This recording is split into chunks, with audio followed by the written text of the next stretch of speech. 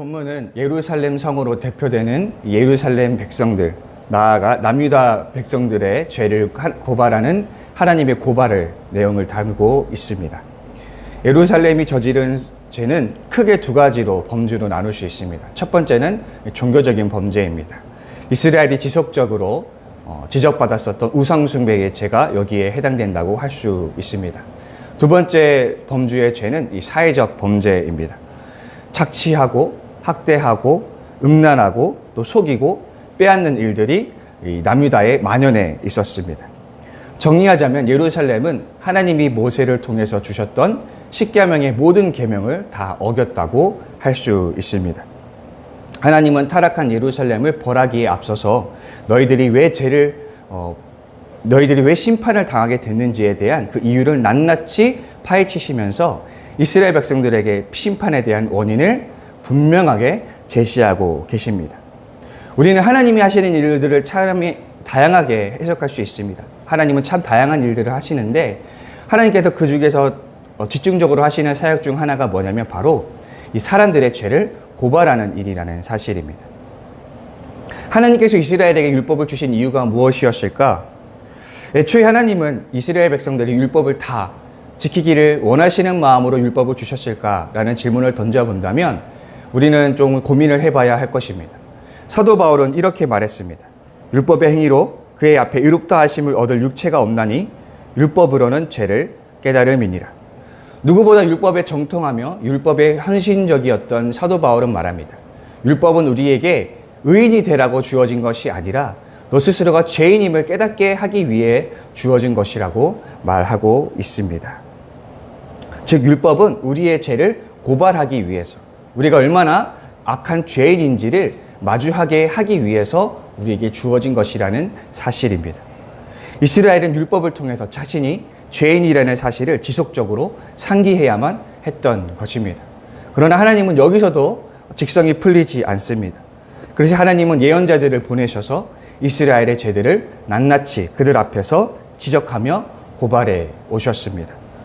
그래서 우리가 오늘 율법을 통하여 또 선지자들의 음성을 통하여 알 수 있는 것은 하나님께서는 이스라엘의 백성들의 죄를 끊임없이 고발하는데 자신의 사역을 할애하신다라는 것입니다. 기독교 신앙은 나에 대한 하나님의 고발 앞에 지속적으로 마주서는 것을 의미합니다. 따라서 기독교 신자의 삶에서 아주 중요하게 다뤄져야 하는 것은 물론 많은 것들이 중요하게 다뤄져야 하겠지만 우리의 안에 있는 이 죄의 문제를 우리는 아주 심각하게 다뤄야 한다라는 것입니다. 바울은 로마서를 통해서 내면에 서로 다른 법이 있다라고 이야기합니다. 나는 속사람으로는 하나님의 법을 즐거워하나 내 지체 속에는 다른 법이 있어서 내 마음의 법과 맞서서 싸우고 내 지체 속에 있는 죄의 법에다 나를 사로잡는 것을 봅니다 라고 이야기하고 있습니다. 바울은 분명 예수님을 만났고 복음을 받아들였습니다. 바울은 분명히 거듭난 새로운 신자입니다. 그럼에도 그에게 변함없는 한 가지 사실은 그의 내면 안에 죄성이 있었다라는 사실이고 그가 그 죄성으로 인해서 굉장히 고민했다라는 사실입니다. 그래서 바울은 말합니다. 로마서 8장 13절입니다. 너희가 육신대로 살면 반드시 죽을 것이로되 영으로서 몸의 행실을 죽이면 살리니. 여기서 육신은 곧 죄를 짓고자 하는 마음을 상징하며 영은 곧 성령을 의미합니다. 다시 말해서 거듭난 신자 안에도 여전히 죄가 있고 죄와 마주하는 일이 있어야 한다라는 것이고 또 신자는 그 죄를 성령의 힘으로 억제해야 한다라는 것을 바울은 말하고 있습니다. 이처럼 거듭난 신자라 할지라도 신자 안에서 일어나는 중요한 과업 중 하나는 무엇이냐면 바로 자신의 죄와 마주하는 것입니다. 끊임없이 자신의 죄를 대면하는 것이고 그 죄와 맞서 싸우는 일이 필요하다라는 것입니다.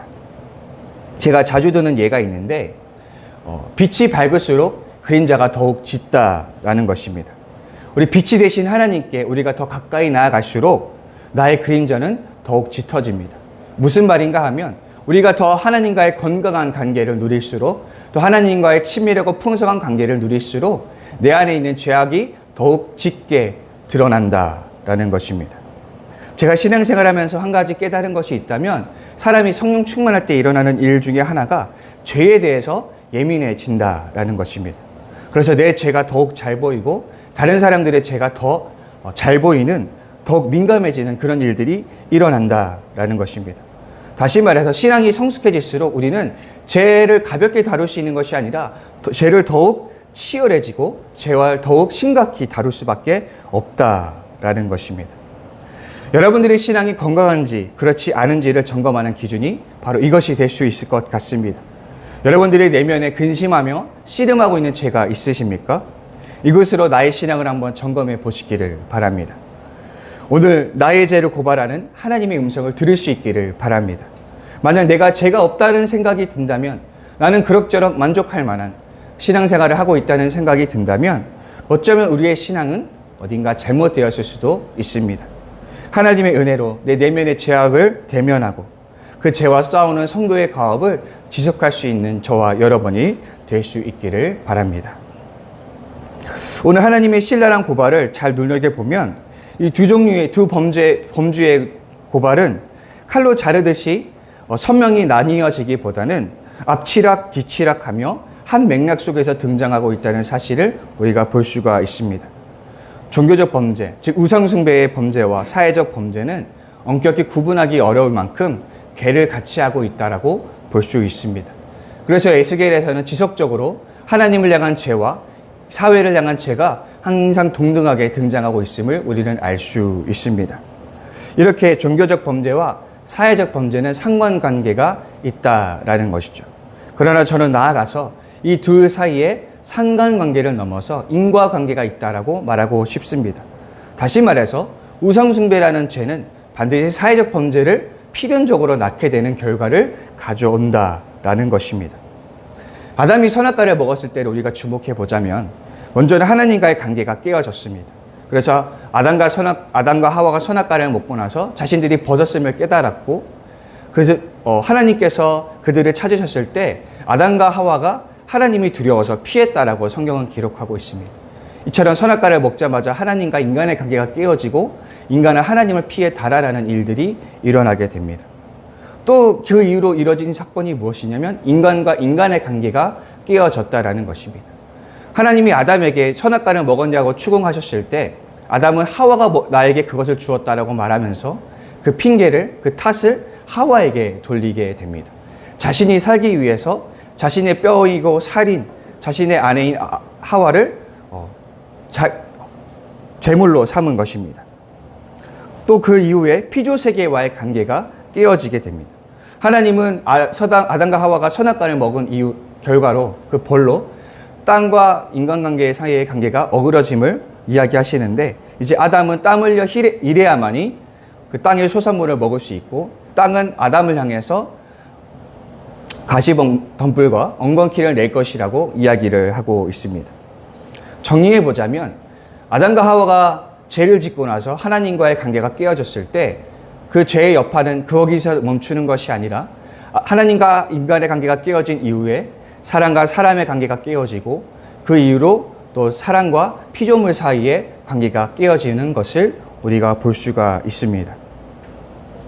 바울은 로마서 1장에서 인간의 타락을 다루면서 이 같은 사실을 재차 강조합니다.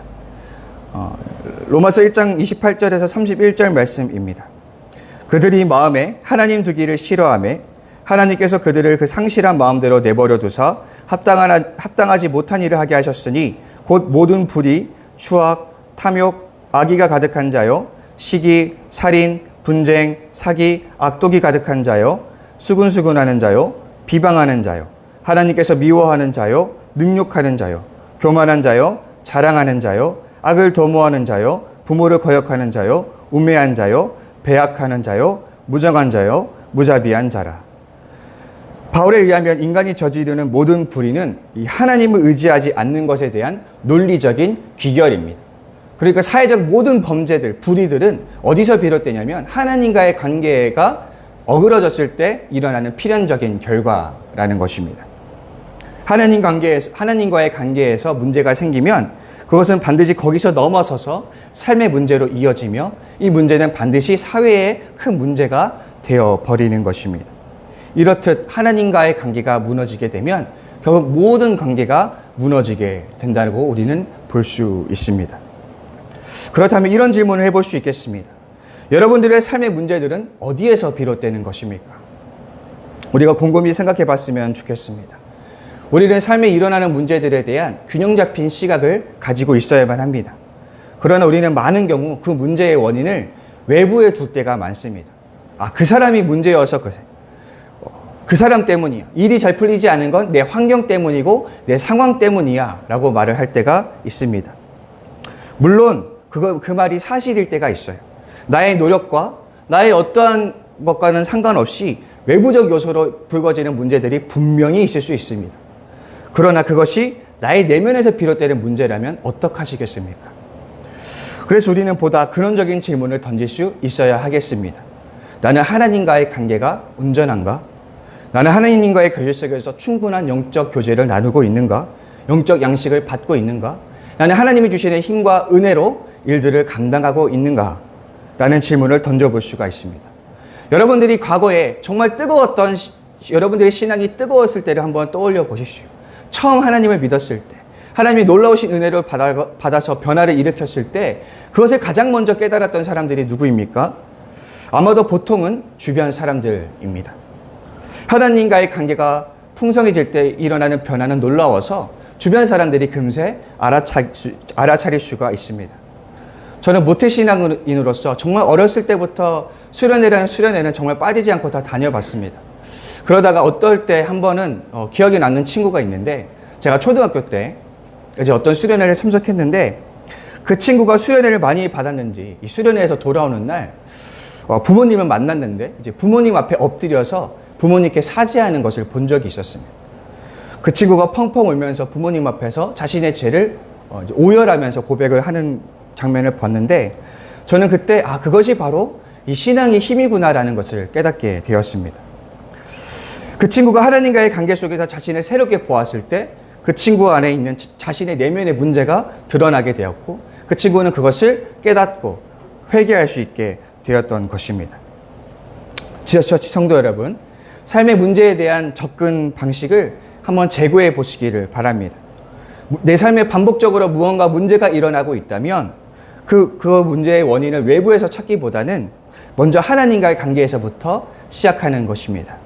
하나님의 말씀과 기도로 나를 채우고 하나님을 더 깊이 알아가는 영적 단련 속에서 우리의 생각과 뜻이 변화될 수 있으며, 나아가서 그 변화는 문제에 대한 시각을 새롭게 일으킬 수 있다라는 것입니다. 웨스트민스터 대성당 묘지에 어느 주교의 글귀가 이렇게 적혀 있다고 합니다. 내가 젊고 자유로워서 상상력에 한계가 없을 때 나는 세상을 변화시키겠다는 꿈을 가졌었다. 그러나 좀 더 나아가 나이가 들고 지혜를 얻었을 때는 나는 세상이 변하지 않으리라는 것을 알았다. 그래서 내 시야를 약간 좁혀 내가 살고 있는 나라를 변화시키겠다고 결심했다. 그러나 그건 역시 불가능한 일이었다. 황혼의 나이가 되었을 때 나는 마지막 시도로 나와 가장 가까운 내 가족을 변화시키겠다고 마음을 정했다.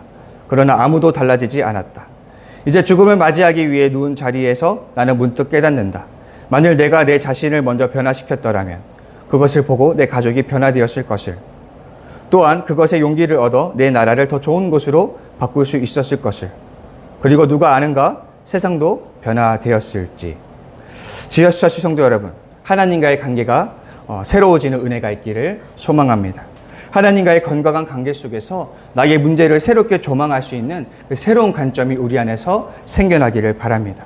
그래서 우리의 고질적인 문제들, 내 삶에 일어나는 문제들을 하나하나 차근차근 풀어나갈 수 있는 복된 저와 여러분이 될 수 있기를 간절히 소망합니다. 우리 시간 함께 기도의 자리로 나아가기 원합니다. 먼저는 우리가 지금 8월에 사역을 지나가고 있습니다. 하나님, 하나됨을 맡김이라는 주제를 가지고 함께 사역에 힘쓰고 있는데, 아버지 주제에 맞게 우리가 정말 지어처치가 하나 될 수 있도록 위해서 기도해 주시고, 또 지어처치가 행하는 모든 여름 외부 사역들, 그 사역들 가운데 하나님의 은혜가 있게 하여 주옵소서 위해서 기도해 주시고, 또 우리 지체들 가운데 아프고 또 사업상에 어려운 지체들이 있습니다. 하나님, 그 지체들 주님 치료해 주시고 회복시켜 주시고 또 붙잡아 주셔서 모든 문제들이 회복되는 역사가 일어나게 하여 주옵소서 위해서 기도해 주시고, 또 우리 지금 수능을 준비하고 있는 지체들이 있습니다. 우리 수험생들 또 청년들 아버지 주님 기억하여 주시고, 이 여름, 무더운 여름을 잘 통과해서 그 결전의 날까지 잘 준비해서 좋은 결과, 결실 맺을 수 있도록 위해서 기도해 주시고, 또 우리가 지금 통합제의에 관해서 함께 기도하고 있습니다. 하나님, 모든 것이 순조롭게 진행될 수 있게 하시며 하나님의 뜻이 오직 이루어질 수 있도록 위해서 기도해 주시고, 우리 마지막으로 우리 주기도문으로 신앙 고백하시고 기도의 자리로 나아가도록 하시겠습니다. 하늘에 계신 우리 아버지, 아버지의 이름을 거룩하게 하시며 아버지의 나라가 오게 하시며 아버지의 뜻이 하늘에서와 같이 땅에서도 이루어지게 하소서.